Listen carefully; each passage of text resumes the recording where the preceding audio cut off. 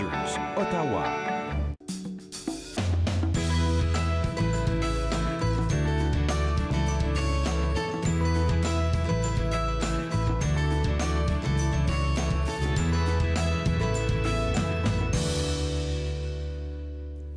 Bonjour et bienvenue à Entre nous, exclusivement sur les ondes de TV Rogers. Je suis Catherine Marion, il me fait plaisir de passer la prochaine heure avec vous. Vous savez, cette année, en partenariat avec la Société de transport de l'Outaouais, la CCN offrira un service de navette gratuit du 30 septembre au 22 octobre, cette année évidemment, pour faciliter l'accès aux destinations les plus populaires du parc de la Gatineau. En plus, à l'occasion du 150e anniversaire du Canada, la CCN a ajouté un nouveau point de départ au marché Bail d'Ottawa. Cette navette reliera les destinations suivantes. Alors, ce sera le lac Pink, le domaine Mackenzie King, le Mont King et le belvédère Champlain. Alors, si on va avoir plus de détails vraiment très précis par rapport à la société, le service de transport, il faut aller voir le sto.ca pour avoir l'information au sujet des navettes, d'où elles partent et à quel moment on peut partir. Et puis, si vous aimez beaucoup rester connecté par l'intermédiaire des médias sociaux, on peut suivre soit le mot-clic coloris automnal ou bien le parc de la Gatineau sur Facebook et Twitter. Et ensuite, la CCN, elle est sur Facebook, Twitter, Instagram et YouTube. Alors, si vous ne connaissez pas le parc de la Gatineau, laissez-moi vous en parler un tout petit peu. Alors, d'une superficie de 36 131 hectares, moi je connais mieux ça comme 361 km², le parc se trouve à la jonction du Bouclier canadien et des basses-terres du Saint-Laurent, au point de rencontre de la rivière de l'Outaouais et de la rivière Gatineau. Avec ses écosystèmes diversifiés et ses attraits patrimoniaux uniques, le parc de la Gatineau est une destination de choix qui reçoit quelques 2,7 millions de visites par année. Alors, il faut vraiment le voir et surtout l'automne à cause des couleurs. Sachez qu'il y a plusieurs choses à visiter au parc de la Gatineau. Alors, on ne fait pas juste rentrer puis on voit des arbres et on quitte. Il y a plein de choses où on peut s'arrêter et visiter. Alors, en premier temps, il y a le domaine Mackenzie King qui est un legs canadien inestimable. Ce domaine champêtre de 231 hectares a appartenu à William Lyon Mackenzie King qui était notre 10e premier ministre du Canada. Un endroit superbe pour prendre des photos en famille, en couple, seul même. C'est extraordinaire. Il y a aussi l'escarpement Dudley qui abrite l'écosystème le plus riche et le plus fragile du parc de la Gatineau en raison de sa géologie et de son emplacement. Ensuite, on peut aussi grimper le sentier Mont King du parc de la Gatineau et admirer la vue imprégnable de la vallée de l'Outaouais. Le sentier Mont King est long de 1,9 km et est bordé de panneaux d'interprétation. Alors, on peut apprendre plein de choses. Et de 10 belvédères. Alors, 10 endroits où on peut s'arrêter là, pour vraiment voir la vue et bien respirer et apprécier le parc. La caverne Losque est là aussi. Alors, c'est une caverne de marbre exceptionnelle. C'est un phénomène géologique naturel qui a mis des milliers d'années à se former. Alors, il faut vraiment bien le voir pour l'apprécier. Et il ne faut pas oublier le lac Pink, qui est le lac le plus exceptionnel du parc en raison de ses caractéristiques bien particulières. Et puis, on dit d'une très rare beauté, ce lac et ses environs sont des lieux où il fait bon se détendre et prendre plein de photos. Pour prendre plein de photos, c'est trop beau. Alors, on parlait des belvédères plus tôt. Il y en a plusieurs. On peut les rejoindre, on peut les découvrir en vélo. C'est pas facile. Monter jusqu'en haut, j'essaie de le faire au moins une fois par semaine. S'il y a des côtes, c'est 18 km de montée à peu près continue, mais on peut toujours en faire un petit bout, puis ensuite embarquer dans la voiture et finir le reste de la montée. Mais on peut aussi les visiter en voiture. Alors, lorsque j'y étais en fin de semaine, ils ont déjà placé des panneaux tout au long. On ne peut pas arrêter le long là, du chemin là, de la Gatineau qui monte jusqu'en haut. Il faut vraiment se stationner aux endroits où c'est permis. Alors, ils ont mis des petits écriteaux, j'ai vu ça en fin de semaine, pour rappeler aux gens qu'on peut quand même pas coincer là, la rue. Les gens en vélo continuent d'y aller. La fin de semaine, il y a plusieurs cyclistes. Alors, il faut faire attention. Il ne faut pas faire trop de vitesse. Il y a beaucoup de piétons quand il fait beau, beaucoup de cyclistes. Il y a des gens qui aiment faire de la marche dans les bois. Il y a des pistes, des sentiers où on peut se faire du hiking, comme on dit. Alors, il y a plein de choses pour les gens qui veulent voir les belles couleurs, qui veulent être en santé, qui veulent visiter et qui veulent prendre des belles photos. Alors, je vous dis, les vues de la vallée de l'Outaouais sont extraordinaires. C'est un rendez-vous beau à l'année longue, mais extraordinairement beau à l'automne avec toutes les couleurs. Alors voilà un tout petit historique au sujet du parc de la Gatineau. Alors parlons un tout petit peu de ce qu'on va faire aujourd'hui à Entre nous. Alors en premier temps, nous allons discuter avec artiste peintre Robert Goujon. Il discutera avec nous de son cheminement à travers cette deuxième carrière. Nous accueillons aussi le nouveau directeur général au Muséoparc Vanier, M. Jean Malavoie. On va s'informer au sujet de ce qui s'en vient au Muséoparc. Julie Guinard du Musée de l'Histoire discutera avec nous de l'exposition Hot Wheels pour les jeunes et les moins jeunes. Et ensuite, M. Michel Prévost, archiviste en chef à l'Université d'Ottawa, est ici pour partager toutes ses connaissances par rapport à la journée des Franco-Ontariens et des Franco-Ontariens, mais aussi le lien qu'on y retrouve par rapport au 150e anniversaire de la Confédération. On apprend toujours plein de choses quand M. Prévost est avec nous. Alors voilà, tout ça Entre nous aujourd'hui. Restez avec nous. Nous revenons dans un petit moment.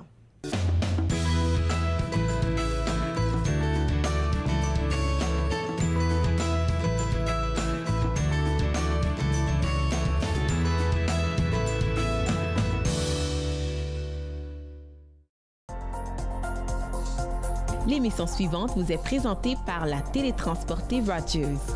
Profitez du contenu exclusif gratuitement. Disponible au www.rogersanyplacetv.com. Mon nom c'est Zachary, puis je suis bénévole coop à TV Rogers. J'ai vraiment aimé mon expérience à TV Rogers, spécialement en mobile, où j'ai fait hockey, soccer, football. Dans mon futur, j'aimerais vraiment poursuivre en production télévisuelle.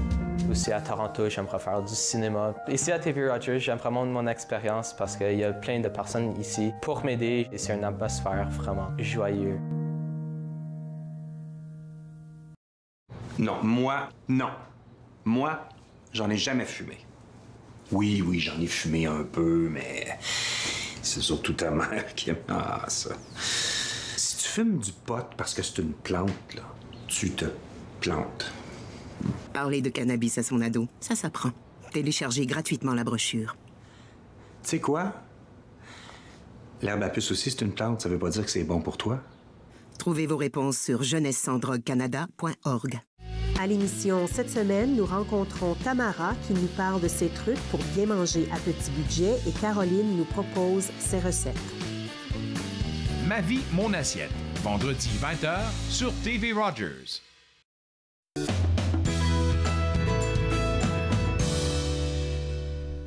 Vous êtes de retour Entre nous sur les ondes de TV Rogers. Nous allons parler du Muséoparc Vanier.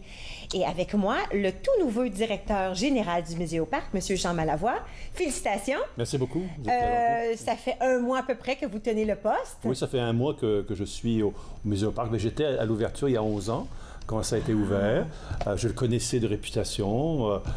Puis là, vraiment, c'est un magnifique défi de devenir le nouveau directeur de cette institution franco-ontarienne, au même titre que Montfort, que la Nouvelle-Scène dans la région. Ouais. Extraordinaire. Là, vous arrivez, vous aviez pris un contrat d'1 an à Sudbury. Voilà, j'étais à Sudbury pendant 1 an au Conseil de la coopération, oui. Au niveau développement économique, et puis je suis revenu dans la région où j'habite depuis 15 ans quand même. Ouais. Alors, toutes nos félicitations, c'est excitant. Mais là, il y a une nouvelle saison qui commence, ça veut dire que vous devez être déjà très occupé. Il y a plein de choses qui arrivent. D'abord, le contexte est absolument magique. Il faut s'imaginer comme une oasis au centre d'Ottawa avec 19 hectares. Oui, parce que ça, c'est important de le mentionner. 19 acres. On parle du Muséoparc. Ouais. Il est à Vanier, c'est dans le cœur de la ville. Là.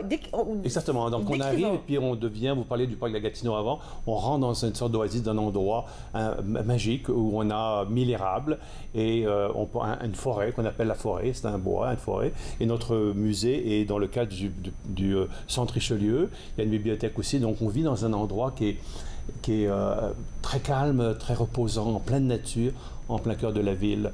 Donc, je dis que ça alimente ce que fait le musée. C'est-à-dire que on a une cabane à sucre que nous gérons. Okay. On produit 400 litres de sirop d'érable par année. On est la seule cabane à sucre en milieu urbain en Amérique du Nord. Wow. Donc ça influence le contenu de nos activités. Comme le 4 octobre, le 5 octobre, on va avoir un déjeuner qu'on appelle les déjeuners des 10 vieux dans la cabane à sucre. Ce sont des gens qui se rappellent du quartier de Vanier. Je dirais que le Muséoparc a un rôle important pour mettre en valeur le quartier Vanier, le quartier d'Ottawa. Puis dans ce temps-là, il y a longtemps, on connaissait ça comme Eastview. Oui, voilà. c'était ça. Et de mettre la francophonie, puis d'être un attachement culturel, spirituel et familial du quartier de Vanier, donc avec cette cabane à sucre qui est au milieu. Donc on a ces déjeuners de Eastview, ce sont les anciens qui vont se rappeler des conteurs. Est-ce que c'est quelque chose qui se passe régulièrement? Régulièrement, à peu près, oui, régulièrement, tous les mois.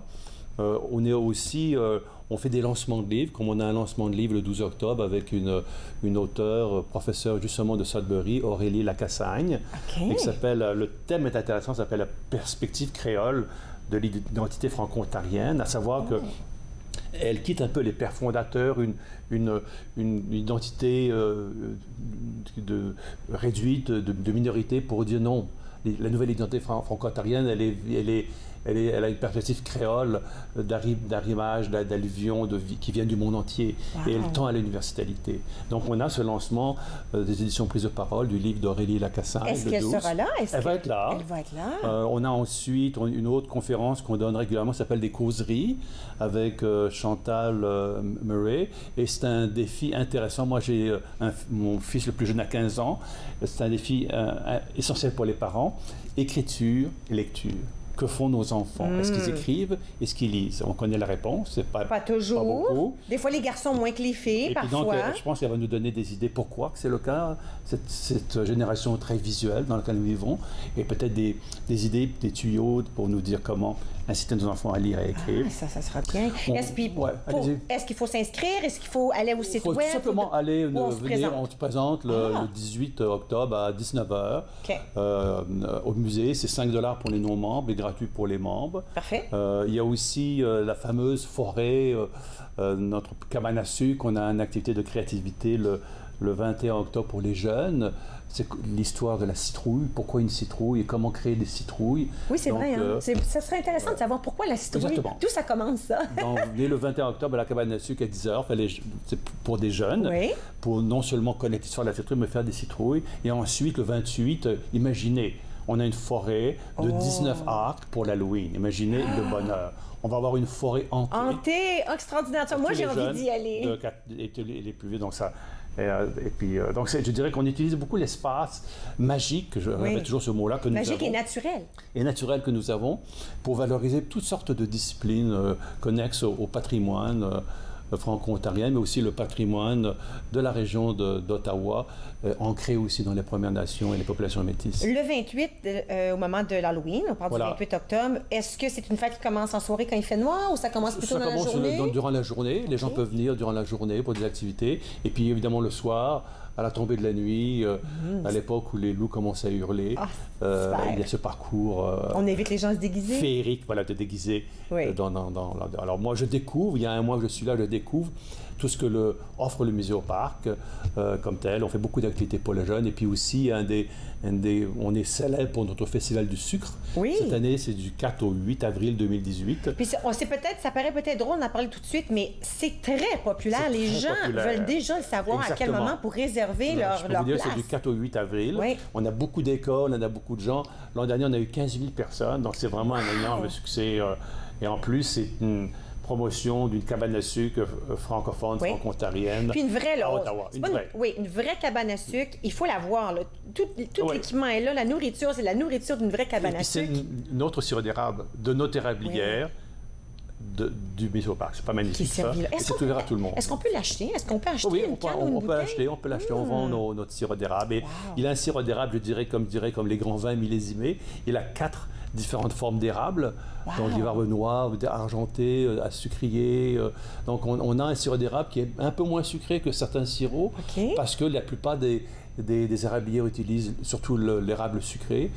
Tandis que nous utilisons d'autres sortes d'érable. Donc, ça veut dire qu'on a un millésime ou un goût unique au sirop d'érable du musée au parc. Puis ça, je trouve ça magique. Wow! Alors, un goût intéressant. un goût très intéressant. Puis en plus, c'est agréable de voir les érables autour de toi, en plein centre-ville d'Ottawa. Oui. Tu dis, je suis en train de manger des crêpes avec du sirop. Qui vient d'ici, l'érable à côté de moi, en plein cœur d'une ville. Écoute, si les gens veulent aller voir le musée au parc, alors ils s'imaginent, OK, je ne sais pas où à Vanier, c'est où? Ils peuvent aller, c'est 300 avenue des Pères Blancs. Pères Blancs, OK. Pères Blancs, donc c'est marié, c'est à Vanier. Puis ensuite, quand vous rentrez, vous avez le parc... le magnifique parc que le Richelieu, qui est ce que j'appelle la forêt, et avec la bibliothèque, et vous avez le centre Richelieu, et nous, on est au 2e étage, tout le musée au parc. Les gens sont bienvenus en tout temps. On a une collection permanente qu'on expose. Il y a aussi une exposition en ce moment sur l'histoire de Vanier, qui est une contemporaire. Toute l'histoire de Vanier. Puis ce que je disais tout à l'heure, c'est qu'on est très fiers que ce musée, le seul musée francophone au Canada, patrimonial, soit dans le cœur de la ville de Vanier, et puis explique aux gens la richesse patrimoniale de leur village urbain qui s'appelle Vanier.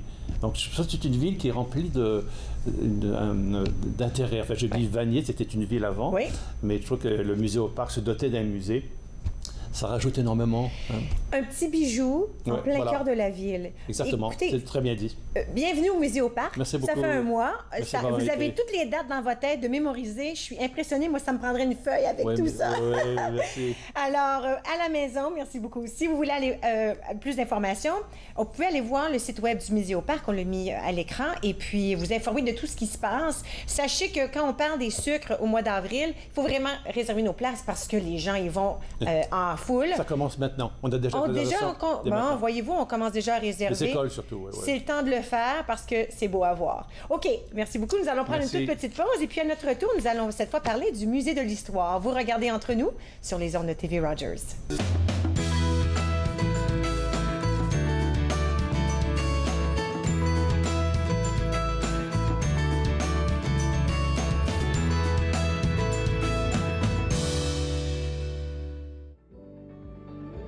Quand je me suis enrôlé en 64, moi, j'ai levé la main droite, puis j'ai dit, je m'en défends mon pays.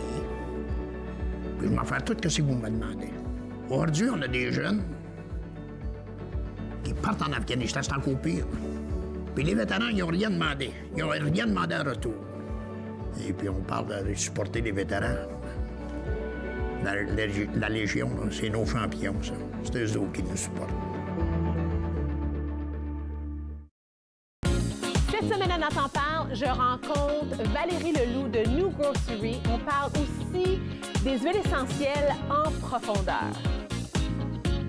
Nathan parle, mercredi 19h sur TV Rogers. Au cours d'un examen de routine, le pédiatre de notre fille a détecté un souffle au cœur. Nous avons pensé qu'un ECG confirmerait que nous n'avions rien à craindre, mais nous avons été choqués par un diagnostic d'hypertension pulmonaire.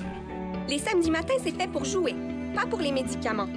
L'hypertension pulmonaire est une maladie des poumons rares qui peut être mortelle. L'HTP est incurable, mais des traitements sont disponibles. Parlez à votre médecin de l'HTP si vous ressentez ces symptômes inexpliqués. Ça pourrait vous sauver la vie. Cette semaine à l'émission, on va faire un tour en France. On va y faire des cuisses de grenouille, des carreaux d'agneau avec sa ratatouille, et puis on finit ça avec une mousse aux framboises. Passion cuisine, 2 épisodes mardi midi sur TV Rogers.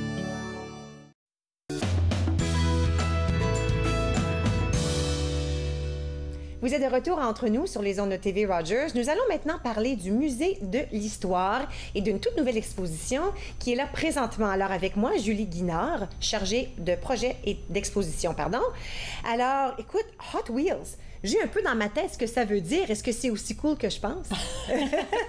Oui, oui. Hot Wheels, c'est beaucoup de plaisir. Hot Wheels vers le podium, c'est une exposition spéciale qu'on a accueillie depuis le mois dernier, enfin le début du mois, pardon, le 9 septembre au musée et qui s'en va jusqu'au 7 janvier. D'accord. Donc, alors, on a le temps d'aller le voir. On a le temps. Il y a le temps d'aller le voir. C'est une exposition qui a été développée par le musée, le Children's Museum d'Indianapolis, en Indiana, qu'on a fait venir. Donc, c'est une exclusivité canadienne. C'est le seul endroit pour la voir.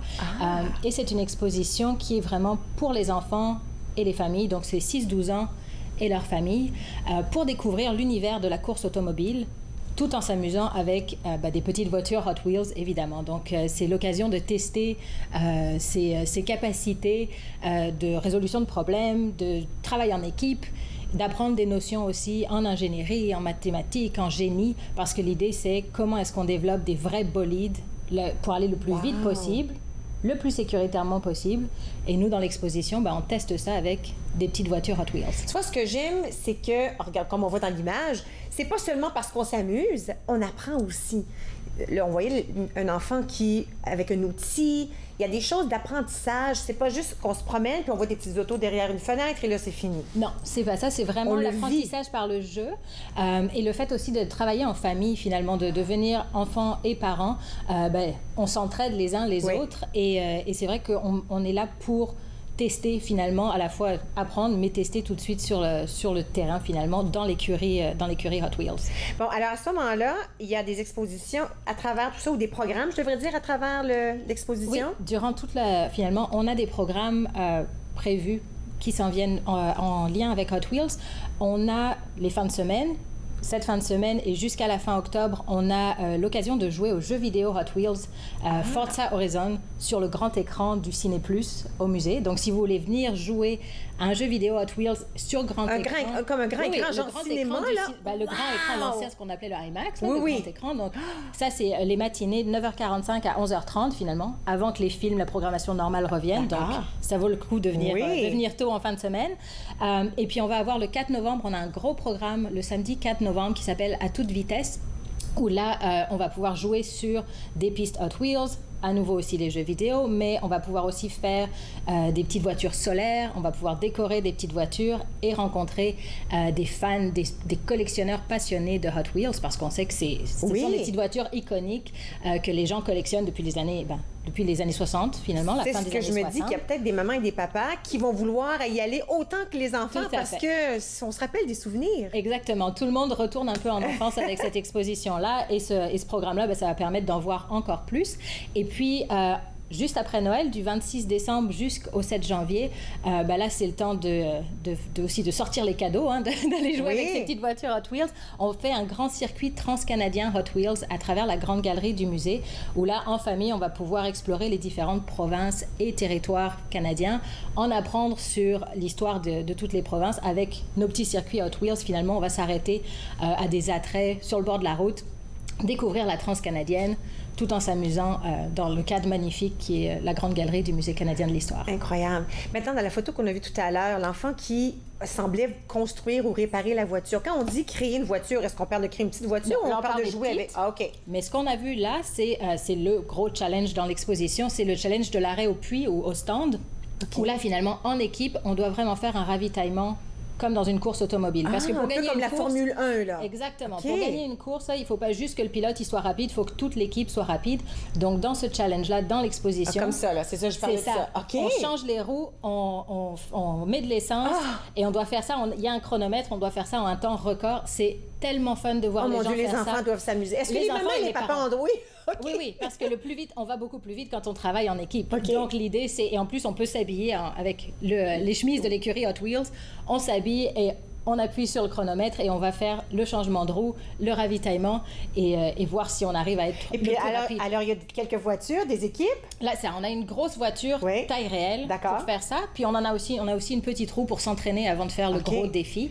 Et donc, on voit le score de l'équipe qui vient de passer. Et on voit les équipes aussi, les autres? On voit son score à soi. Et puis, on voit si l'équipe suivante arrive à faire mieux. OK, c'est extraordinaire comme jeu. Oui, c'est beaucoup de plaisir. Ce qu'on voit aussi, c'est qu'on a on a différentes pistes qui ont été créées justement pour tester des principes d'ingénierie parce que l'exposition présente la puissance, la vitesse, la sécurité et aussi la conception de voitures. Donc, voir comment on a différents modèles de petites voitures dans l'exposition. Qui c'est qui va le plus vite? Qui c'est qui arrive à sauter d'une piste à l'autre? Pourquoi est-ce que certaines voitures arrivent en bas de la course le plus rapidement? Donc, il y a vraiment beaucoup de jeux à l'intérieur de l'exposition. C'est très dynamique. Et quand on parle sécurité? À ce moment-là? C'est la sécurité des pilotes, la sécurité des équipes, puis la sécurité des amateurs de course qui sont derrière les barrières pendant ça. Donc, on voit quand même l'évolution des combinaisons, des casques, même de tout l'équipement, finalement, des voitures. Parce qu'on a des exemples avec le NASCAR, avec les dragsters, avec vraiment des engins, des bolides vraiment très puissants. Donc, dans l'exposition, on voit des vrais équipements de voitures de course. On voit aussi évidemment, des petites voitures. Comment est-ce que ces principes-là, sur les petites voitures Hot Wheels, lesquelles ont l'air d'être les plus rapides, lesquelles ont l'air d'être le plus fun finalement, mais tout ça en rapport avec l'histoire de la course et le développement des sciences et technologies. Alors, ceci se passe jusqu'au 7 janvier. Exactement. Est-ce que c'est le prix du musée d'entrée me permet d'y aller? Oui. Comment ça fonctionne? Oui, ça fait partie de l'admission au musée. Toutes les activités aussi. Avec votre billet d'entrée, vous pouvez aller jouer sur le grand écran les fins de semaine, avoir accès au programme le 4, par exemple le 4 novembre, ou encore à la transcanadienne entre Noël et le 7 janvier. Donc oui, ça fait tout partie de l'admission du musée. C'est bien dédié au musée de l'histoire.ca. On peut voir à quel moment telle chose se passe. Exactement. Disons qu'on rentre dans le musée puis qu'on se dirige pas directement au Hot Wheels. Il y a plein d'autres choses à voir. Il y a toujours plein d'autres choses. C'est vraiment un musée magnifique. On a nos expositions permanentes. On a ouvert cet été, le 1er juillet, on a ouvert la nouvelle salle d'histoire canadienne, qui est comme 40 000 pieds carrés sur l'histoire du pays. C'est 15 000 ans d'histoire. C'est une exposition qui vraiment va faire référence dans la découverte, la compréhension de l'histoire canadienne, c'est sûr.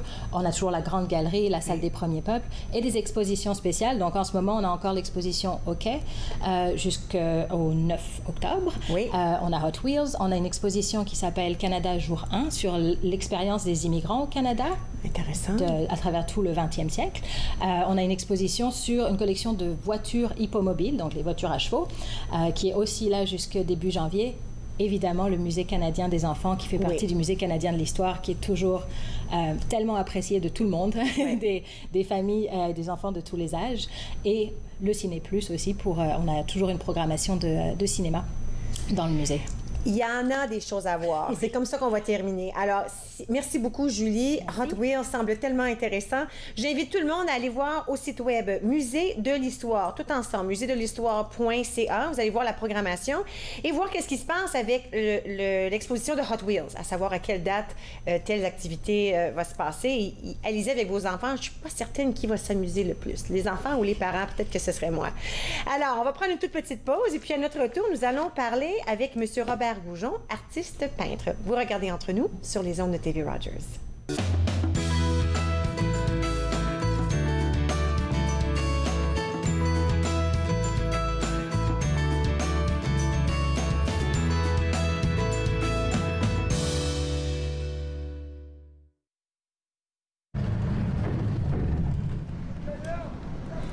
Ma mère nous a dit qu'on devait s'enfuir, qu'ils allaient enlever mon père.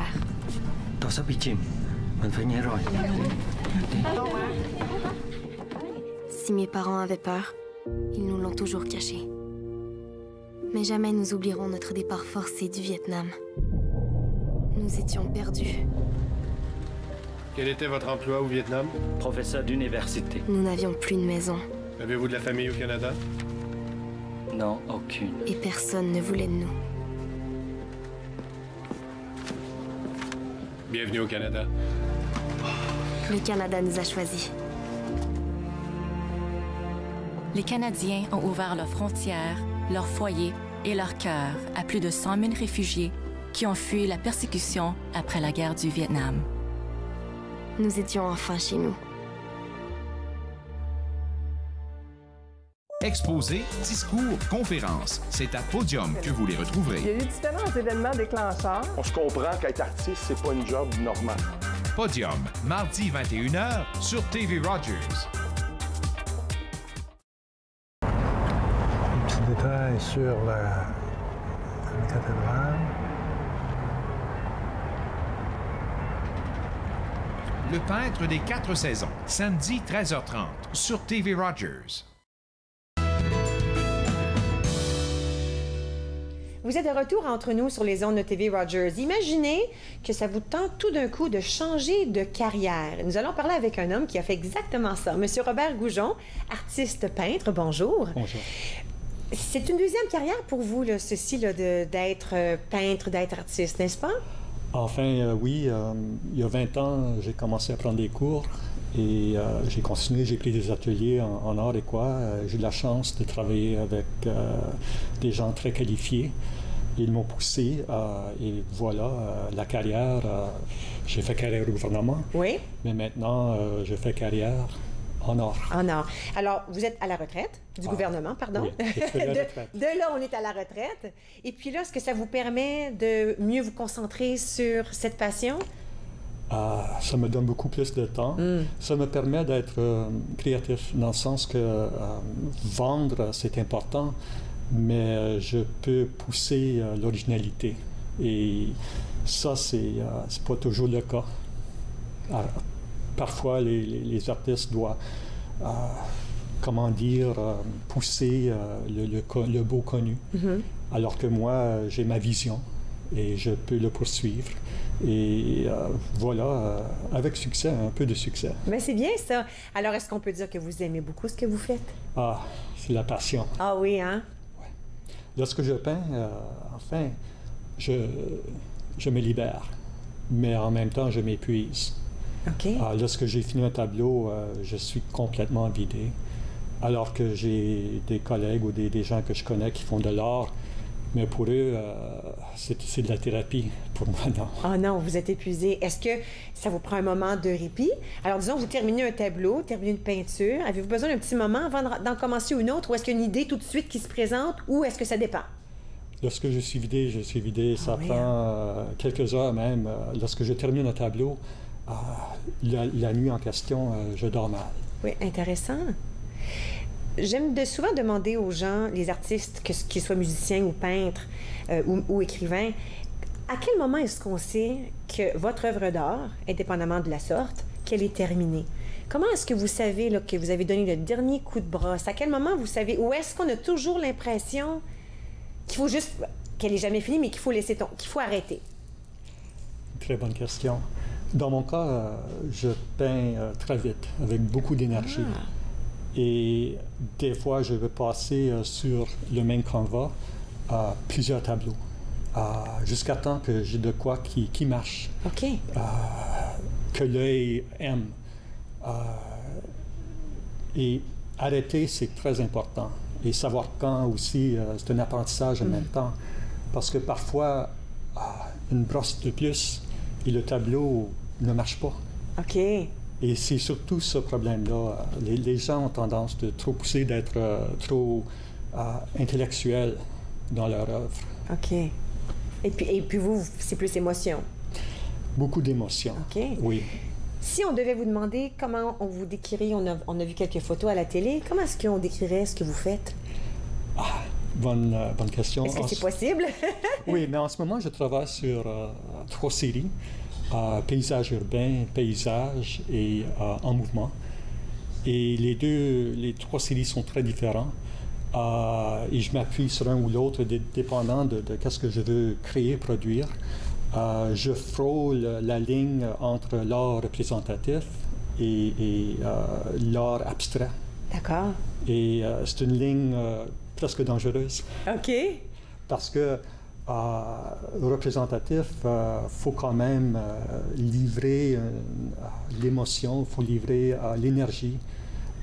Dans mon cas, moi, surtout, je cherche à créer avec la simplicité. Et c'est l'énergie de la simplicité que je poursuis. D'accord. C'est un minimalisme. Mais je dois avouer que ce tableau-là est maintenant au Schenkman en exposition. Un appart. mais j'avoue, je n'ai pas... je ne suis pas rendu où je veux être. Je dois encore travailler beaucoup.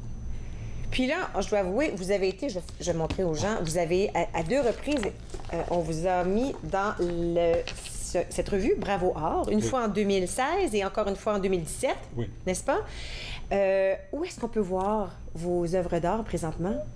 Bien, je suis en exposition au centre Schenkman. D'accord. Je suis en galerie ici à Ottawa, sur la rue Richmond, le 98 Richmond. C'est la galerie Côté Création. D'accord. Là, j'ai plusieurs tableaux. Et c'est une galerie très intéressante. Nous sommes 11 artistes. Et enfin, on doit travailler là 3 jours la semaine. C'est un accord très, très intéressant, un genre de pop-up co-op. OK. Et c'est grâce à Ashcroft que nous avons cette salle, cette immense salle qui ressemble à des galeries que j'ai vues à Chelsea, à New York City. ou dans le Lower East Side. C'est phénoménal. C'est grand. Alors, si quelqu'un est intéressé dans vos œuvres d'art, si on retrouve votre site web robertgoujon.com, est-ce qu'on peut commander? Est-ce qu'on peut acheter? Vous pouvez communiquer avec moi. Oui. Les coordonnées sont là sur la dernière page. Vous pouvez toujours aussi me visiter en galerie. Oui. J'aurai encore... je fais toujours des demandes, des soumissions pour être une exposition parce que l'art en garage ou dans le sous-sol, personne ne peut le voir. Oui. Alors, c'est ça. Il faut toujours bouger. Je suis aussi sur Artbomb, qui est un encan en ligne. D'accord. Enfin, tous mes tableaux sont vendus plutôt à des gens de Toronto qu'Ottawa. Ah, c'est intéressant. Oui. Alors, on peut en voir une au Centre Shenkman ou quelques-unes au Centre Shenkman? Il y en a une au Centre Shenkman. Une au Centre Shenkman et plusieurs à la galerie Côté Création, qui est sur la rue Richmond. Oui. Très bien. Merci beaucoup, M. Goujon. Je vous souhaite bon succès. J'ai hâte de voir vos prochaines œuvres d'art. Oui, merci bien. Merci beaucoup. Alors, c'est à mon tour, de prendre une toute petite pause. Et puis, à notre retour, M. Michel Prévost va s'asseoir avec moi et on va discuter de plein de choses comme on fait toujours avec M. Prévost. Vous regardez Entre nous sur les ondes de TV Rogers.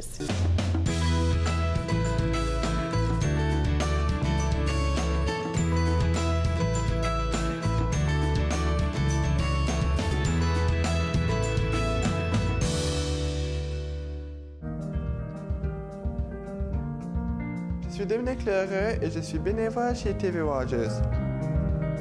J'ai commencé en tant qu'étudiant coop et j'ai continué parce que j'aimais tellement ça. Donc je continue en tant que bénévole. C'est merveilleux. Quand on est en studio, on fait les caméras, le régie plateau, le son. J'aime ça parce qu'on est comme une famille. Je suis autiste puis je suis capable de faire TV Rogers. Dans la prochaine émission, je discute avec Sajine Semajus sur l'influence qu'ont eu les réseaux sociaux sur sa carrière d'actrice et lorsqu'elle a représenté Haïti lors des Jeux panaméricains à Toronto. Suivez-moi, jeudi 20h, sur TV Rogers. Les crises humanitaires frappent de plus en plus de gens à travers le monde. Heureusement, il existe des organismes pour leur venir en aide. Mais parfois, la demande est si grande que même avec la meilleure des volontés, on ne peut y arriver seul. Voilà pourquoi au Canada, les associations se regroupent pour former la coalition humanitaire. Car ensemble, nous sauvons plus de vies. À la prochaine émission de Ta carrière, ton histoire, on parle d'adolescents. Comment est-ce qu'on peut aider les jeunes d'aujourd'hui à réussir un futur incroyable? Soyez avec nous. Ta carrière, ton histoire, mercredi 21h sur TV Rogers.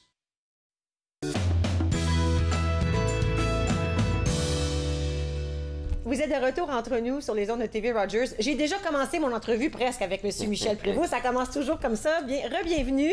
On est tellement content de vous revoir à l'émission. Moi, je suis tellement content d'être ici. Je pense que je suis votre plus ancien collaborateur. Je suis ici depuis des années. Alors, merci de me faire confiance. Oh mon Dieu, on sait toujours un cours d'histoire hyper intéressant parce que vous êtes bon raconteur. C'est ça qu'on aime. Ben, c'est gentil. Écoute, j'ai regardé un petit peu le courriel qu'on s'est envoyé, puis on a dit, bon, lundi, c'était la journée des Franco-Ontariennes et des Franco-Ontariens. Puis en même temps, mais cette année, c'est le 150e de la Confédération. Alors, quel est le lien qu'on peut faire entre les deux? Bien, je pense que la première question qu'on peut se poser, est-ce qu'il y avait des francophones à Ottawa avant la Confédération? Parce que souvent, des gens qui ont l'impression que les francophones sont arrivés du Québec, du Nouveau-Brunswick, puis pour venir ici, à Ottawa, capitale, alors que c'est très important de rappeler que les francophones sont ici depuis les premiers jours d'Ottawa. Finalement, lorsqu'on Bytown, on a créé Bytown en 1826, puis c'est pour la construction du canal Rideau. Oui. Et bien sûr, dans la construction du canal, il y avait une grande hiérarchie, mais qui a creusé au pic et à la pelle le canal Rideau? C'est les Irlandais, ce qu'on appelait les Canadiens, les Français. Puis ça, j'aime beaucoup le répéter. Quand, surtout les Franco-Ontariens revendiquent des droits à Ottawa, j'ai dit, n'oubliez jamais que nous sommes ici depuis les premiers jours. Alors, et pas du tout après la Confédération. Alors, tout ce qu'on a connu, il y a plusieurs grandes institutions qu'on a aujourd'hui qui sont nées avant la Confédération. Le diocèse d'Ottawa, c'est 1847. L'hôpital général d'Ottawa avec Mère Bruyère, c'est 1845. Et bien sûr, l'Université d'Ottawa, le Collège de Bytown, c'est 1848. Alors, on voit très bien que notre histoire ici commence pas en 1867. Est-ce que la Confédération a changé les choses pour les Franco-Ontariens et les Franco-Ontariennes? À long terme, mais pas à court terme. Parce qu'il faut savoir, d'abord, en 1867, le Canada, c'est une partie de l'Ontario, du Québec d'aujourd'hui, le Nouveau-Brunswick et la Nouvelle-Écosse. Mais aussi, les francophones qui sont ici sont finalement liés à l'industrie forestière, dans les services et tout. C'est pas des gens qui ont les compétences pour venir travailler à la fonction publique, mais sauf que la fonction publique, là, en 1867, c'est 200 quelques fonctionnaires. Je me demande c'est quoi le numéro aujourd'hui? Je ne sais pas. Ça va amener quand même un début, là. Il faut dire qu'il y a une vague de francophones qui vont venir pour la construction des édifices du Parlement à partir de 1859. Mais on a quand même des francophones qui vont arriver parce qu'il y a quand même des postes spécialisés à la Chambre des communes, au Sénat. On a besoin de bibliothécaires francophones. On était déjà bilingues à ce moment-là. Bien là, il faut faire attention. Il y a des francophones, bien sûr, mais l'idée de bilinguisme, comme on le connaît aujourd'hui dans la fonction publique, c'est beaucoup plus une réalité assez récente. Là, 1969, la loi sur les langues officielles. Alors, 1867, par exemple, il ne faut pas penser des thèmes bilingues, des chèques bilingues. Non, mais quand vous dites, on était à la recherche d'une bibliothécaire. Oui. On la voulait, la francophone, mais ça voulait dire qu'on voulait les deux langues à ce moment-là. Peut-être qu'on n'utilisait pas le mot bilingue, mais à quelque part, on savait qu'on avait besoin des deux choses. Bien, tout à fait. Par exemple, les débats à la Chambre des communes, au Sénat, c'était déjà fait en anglais et en français. Wow. Mais il ne faut pas voir là, que dans la fonction publique, on demandait aux gens d'être bilingues, mais il y avait des postes très spécifiques qui vont permettre, on va reparler tantôt d'Alphonse Desjardins, là, des caisses populaires. Bien, lui, il est venu ici parce qu'il va travailler à la Chambre des communes. Là. Mais retenons que ça va changer des choses beaucoup à long terme, mais à court terme, là, la fonction publique, c'était pas très important. Ottawa continue d'être une ville liée à l'industrie forestière, une ville industrielle, les petits commerces, la basse ville, l'agriculture. Alors, faut pas dire, 1867, Ottawa, capitale, et la vie change pour les gens d'ici, là. OK, mais là, j'ai ici. Est-ce qu'il y a des dates importantes pour l'évolution de la francophonie à Ottawa? Il y a des dates? Bien là, il y en a plusieurs dates. Là. Je pense pas qu'on va pouvoir passer à travers. Et c'est mon choix de date et je l'assume. Là, quelqu'un d'autre pourrait dire, ben moi, j'aurais choisi d'autres dates, mais on va passer très rapidement. Puis, s'il vous plaît, à la maison, dites pas, ben il n'a pas parlé de cette date-là. Ben non, on ne peut pas être ici jusqu'à demain. Exactement. C'est correct. Alors, on peut commencer premier volet, puis on continue. Oui, absolument. Dans la deuxième. OK, alors... Pour moi, j'ai mis première date 1875. C'est la création de la Cour suprême du Canada, parce que dès le départ, même si la Cour suprême, au début, c'est très petit à comparer aujourd'hui, il y a quand même le common law et le droit civil. Alors, on a eu besoin de francophones quand même là, qui étaient c'était situé à ce moment-là, la Cour suprême? Le bâtiment a été démoli. C'est sur la colline parlementaire, mais ce bâtiment-là, malheureusement, n'existe plus. Et on voit, dès 1878, Henri Elzéar Taschereau qui devient juge en chef. Et en 1902, il devient le premier juge en chef francophone du Canada. Wow! Ensuite, j'ai mis 1889 parce que c'est là que l'Université d'Ottawa va recevoir sa charte pontificale. Et dans le fond, l'université qu'on connaît aujourd'hui, à l'époque, on ne parlait pas de gouvernance, là, mais l'université d'aujourd'hui, personne ne va nier l'importance.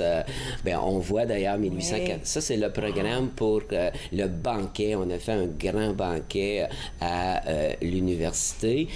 En fait, à l'époque, on ne parle pas de gouvernance, mais l'université d'aujourd'hui, là, avec un recteur, un vice-recteur, un chancelier, les 3 premières facultés, ça date de 1889. Et je pense que quand on fait l'histoire de la ville d'Ottawa, on ne peut pas faire l'histoire sans l'Université d'Ottawa. Cette institution-là, c'est pas parce que je suis l'archiviste en chef de l'université, là, mais l'Université d'Ottawa a joué et continue à jouer un rôle tellement important à Ottawa. Est-ce que c'est possible qu'il y ait un édifice ou un petit coin qui est encore là aujourd'hui, qui était là dans ce temps-là? De 1889, mais il reste la belle statue qu'on vient de voir.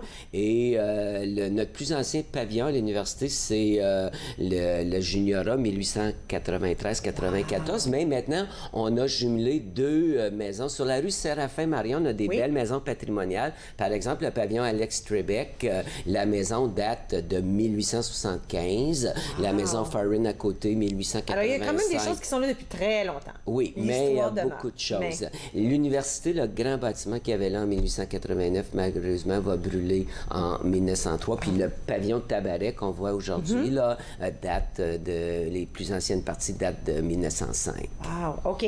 Bon, l'Université d'Ottawa. Ensuite, on parle de... Bien, l'élection en 1896 de Sir Wilfrid Laurier. Je pense que les gens d'Ottawa ont ressenti une très, très grande fierté. Pour la première fois, il y a un francophone qui devenait premier ministre du Canada. Puis, ce qui est intéressant, contrairement à d'autres premiers ministres, c'est Wilfrid Laurier vient vraiment s'établir à Ottawa. Même quand il est défait en 1911, il reste chef de l'opposition puis il continue à habiter sa belle maison là sur l'avenue Laurier. Alors ça, c'était un exemple finalement de politiciens qui vont faire toute leur carrière là, à Ottawa, puis qui, dès qu'ils sont défaits, plusieurs vont retourner, mais pas lui. Puis on lui doit beaucoup, c'est Wilfrid, parce que c'est lui qui a créé en 1899 l'ancêtre de la Commission de la capitale nationale d'aujourd'hui, la Commission d'embellissement d'Ottawa. Puis tout le monde est d'accord pour dire comment c'est beau la région de la capitale nationale,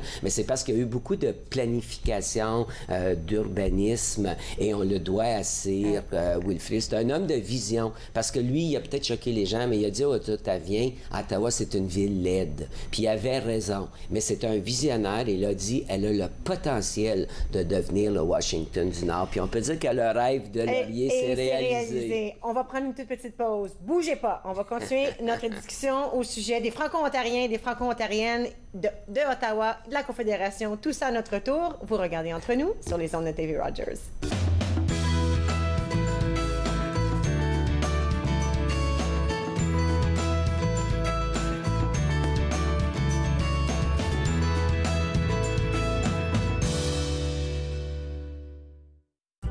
À la prochaine émission de Yoga en progrès, je vous présente une pratique comme je l'enseigne en classe que vous pouvez suivre à la maison. Namasté. Yoga en progrès, lundi au vendredi, 9h30, sur TV Rogers.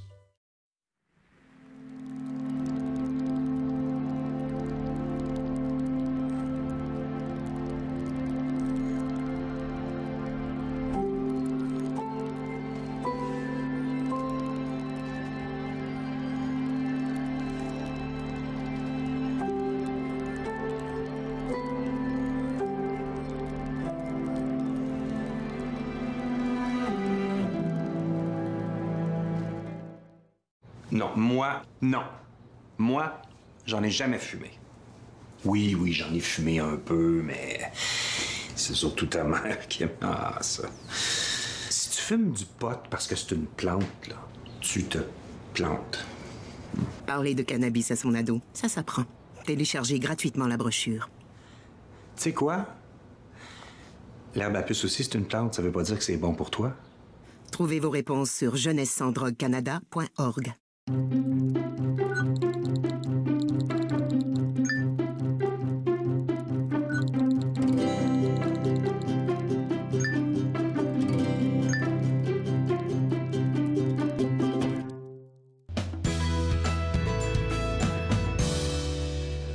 Vous êtes de retour Entre nous sur les ondes de TV Rogers. On apprend toujours plein de choses lorsque M. Michel Prévost est avec nous.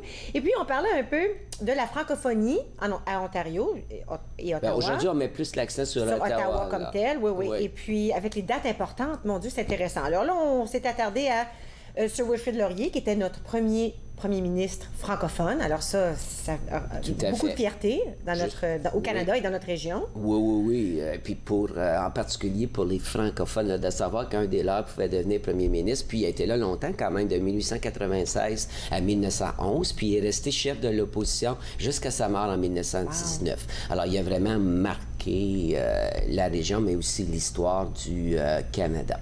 Alors là, on arrive dans le 20e siècle. Et j'ai mis 1912-1913 et c'est la fondation des premières caisses populaires en Ontario par Alphonse Desjardins. On sait qu'il est à Lévis, mais à l'époque, il est fonctionnaire ici et c'est lui-même qui a créé les premières caisses, là, Sainte-Anne, Saint-Jean-Baptiste. Alors, c'est vraiment intéressant. Puis lui, c'était important pour lui de créer ça à Ottawa juste parce que c'était une entreprise pour lui ou ça avait rapport à la francophonie? Lui, oui. Il voyait bien que les francophones n'avaient pas accès au capital, l'épargne. Alors, pour lui, peu importe où il était, c'était son obsession. Puis, merci les caisses populaires aujourd'hui. Et moi, personnellement, depuis ma 2e année du primaire à Alfred, il y avait le sous-scolaire.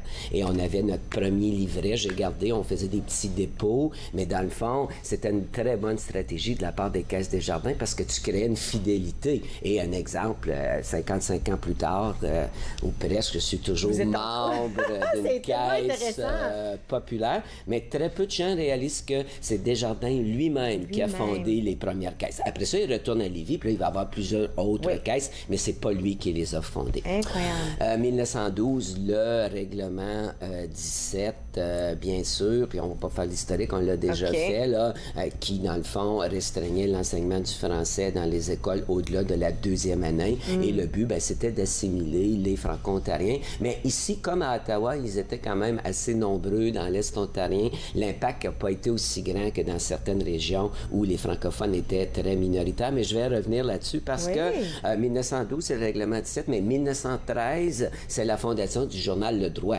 qui est un journal plus que centenaire qu'aujourd'hui. Alors, pour moi, c'est une date très, très importante. Puis, au départ, le journal Le Droit, c'est un journal de combat pour vraiment lutter pour l'abolition du règlement 17 puis les droits des Franco-Ontariens. Puis après ça, ça va s'élargir. Parce que le règlement 17, je comprends bien, t'empêchait de poursuivre ton éducation en français passé la 2e année. Oui. Puis le but, c'était d'assimiler les francophones. Aujourd'hui, ça nous choque tout ça, mais il y a 100 ans, là, on était encore dans le règlement 17. C'était le débat de l'heure. Puis ici, j'ai mis 1916 parce que c'est là qu'il y a eu la fameuse bataille des épingles à Chapeau, là, à l'école Gig, qui est toujours, qui existe toujours dans la Basse-Ville. Puis ça va devenir un symbole parce que là, ça nous permet de rendre hommage aux sœurs Diane et Béatrice Desloges. Ces sœurs-là, pour faire un jeu de mots, avaient été délogées de l'école Gig parce qu'elles continuaient à enseigner en français. Et là, les francophones vont occuper l'école et les policiers sont venus pour les arrêter. Puis là, il y a eu une mobilisation et finalement, c'est perçu comme une grande victoire. Moi, je dis toujours que si les policiers avaient vraiment voulu entrer, ils l'auraient fait, mais ça aurait été très, très mal vu. Et ça, pourquoi c'est important? C'est devenu comme un symbole de la résistance des Franco-Ontariens. Puis ça implique des femmes. Ça, c'est très intéressant parce qu'on sait qu'au 19e siècle, on a Mère Bruyère, puis au début du 20e, les femmes sont là, mais on vote pas encore, là. Non. Tout à fait. Les femmes ne sont même pas encore des personnes en 1917. C'est incroyable de croire 1916. Ça. On oublie ça de nos jours. Si je disais ça, on disait ça. Si je disais ça à mes enfants, vous savez qu'on n'était même pas... Sous la rubrique humain. C'est incroyable. Puis là, c'est pas dans mon texte, mais vous savez que c'est la Cour, les juges ici à la Cour suprême du Canada ont statué que non, les femmes n'étaient pas des personnes. Alors, des fois, aujourd'hui, quand on a des décisions de la Cour suprême du Canada, peut-être que dans 100 ans, on va dire, c'était une drôle de décision. Mais dans le symbolisme, vraiment, à Ottawa, je pense que c'est un événement très, très important. 1927, ça va être la mise en veilleuse du règlement 17, puis ça va être la création de l'école normale de l'Université d'Ottawa. Aujourd'hui, ça n'existe plus parce qu'en 69, ça a été annexé à la faculté d'éducation. Mais j'ai fait le calcul, il y a plus de 8000 enseignants et enseignantes de l'Ontario français qui ont été formés à Ottawa, à l'Université l'université à l'école normale. Puis moi, en fait, depuis 6 ans que j'entends parler de l'école normale, parce que dans l'Est ontarien, tous nos enseignants et enseignantes venaient de l'école normale. Puis dans ma tête de petit garçon, on disait, est-ce qu'il y a des écoles normales puis des écoles qui sont pas normales? À l'époque, je ne peux pas penser une seconde qu'un jour, je ferais des visites guidées de l'école normale de l'université. Puis ça me permet aujourd'hui de rendre hommage à tous ces enseignants et enseignantes qui ont été formés à l'école normale, puis qui ont quand même formé assez bien certains jeunes. Alors, merci à tous ces enseignants. Ensuite, OK, retenez-vous 2 petites secondes, on va aller à la pause. Oui. On est rendu, je sais exactement où on est rendu, on va le faire après la pause. Restez avec nous, on continue avec M. Prévost. Vous regardez Entre nous sur les ondes de TV Rogers.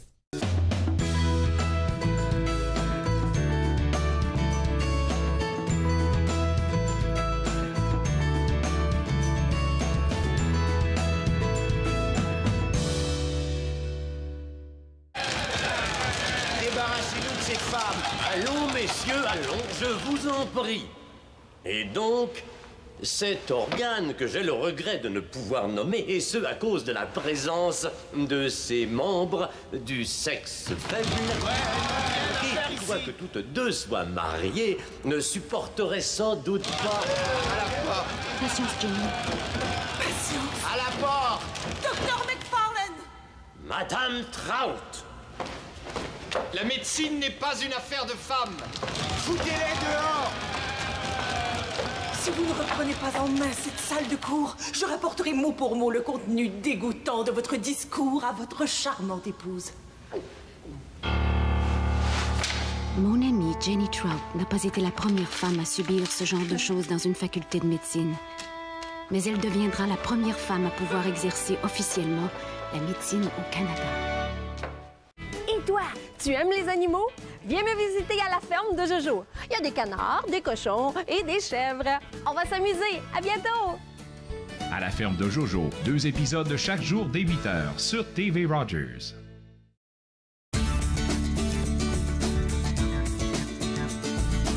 Yoga en progrès. De retour cet automne à TV Rogers. Yoga en progrès, lundi au vendredi, 9h30 sur TV Rogers.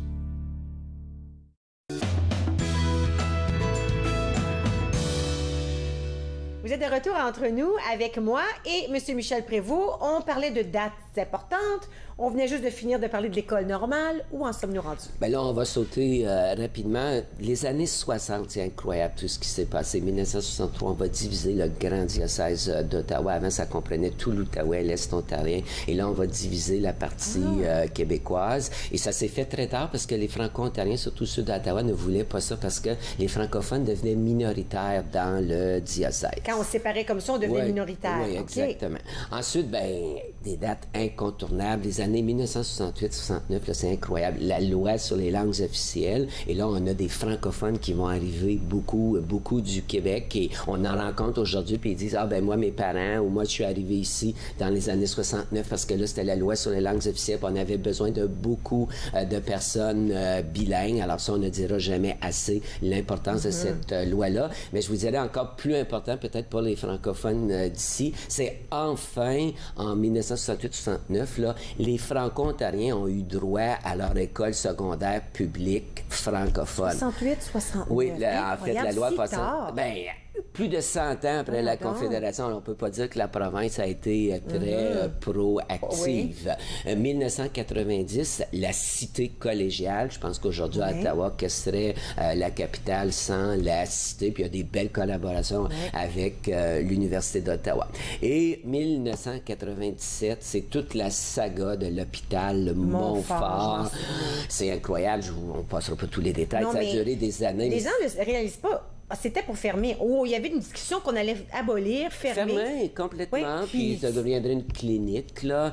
Mais, oh mon Dieu, ce que ça fait. Hey, c'est incroyable, la mobilisation, puis ça nous permet de rendre hommage à des gens comme Gisèle Lalonde, Michel Gratton, Maître Casa, là, et plusieurs autres. Puis ça, je termine parce que c'est un message qu'il faut retenir. Ça veut dire que quand on est minoritaire, il ne faut jamais tenir rien pour acquis. Les francophones pensaient qu'ils avaient leur hôpital, puis là, tu as un gouvernement qui vient tout simplement fermer ça. Alors, l'histoire continue, mais le message, 150 ans de présence francophone à Ottawa, mais il faut continuer parce qu'il faut toujours être vigilant. Quand on est une minorité, il faut toujours avoir un œil ouvert. Un œil ouvert.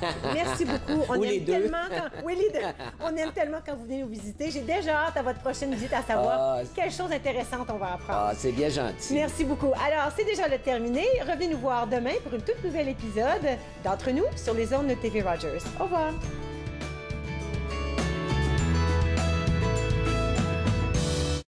Faites-nous part de vos commentaires en composant le 613-521-2323 par courriel sur Facebook et Twitter.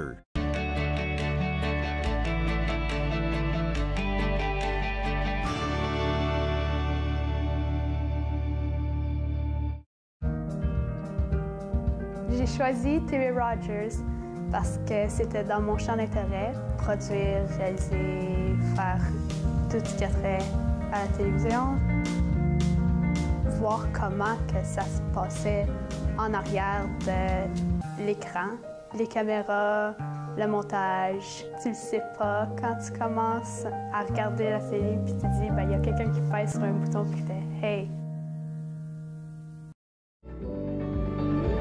Quand je me suis enrôlé en 64, moi, j'ai levé la main droite, puis j'ai dit, je vais défendre mon pays. Puis je vais faire tout ce que vous me demandez. Aujourd'hui, on a des jeunes qui partent en Afghanistan, c'est encore pire. Puis les vétérans, ils n'ont rien demandé. Ils n'ont rien demandé en retour. Et puis on parle de supporter les vétérans. La Légion, c'est nos champions, ça. C'est eux autres qui nous supportent.